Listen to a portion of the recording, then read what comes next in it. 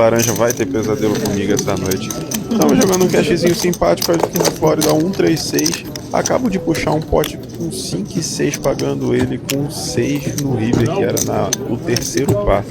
E na mão seguinte ele já tá balançando a cabeça, puto da vida. Vamos aproveitar para tentar arrancar o resto, ainda tem mais 900.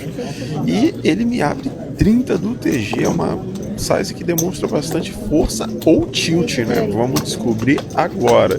Eu tenho o Rei 10 Suited do Hijack, é uma mão que eu não gosto muito de pagar do Hijack, porque tem um reg bom ali no botão que pode squeezar para poder jogar somente contra ele. Eu fico num spot complicado, né, de reagir. E no flop já me vem Rei 10-2, ainda bem que dessa vez o reg só pagou. E ele já faz 50, eu faço 150 e ele volta ao win. Só torcer para segurar, galera. Eu tenho Ice Valete de ouro realmente incrível.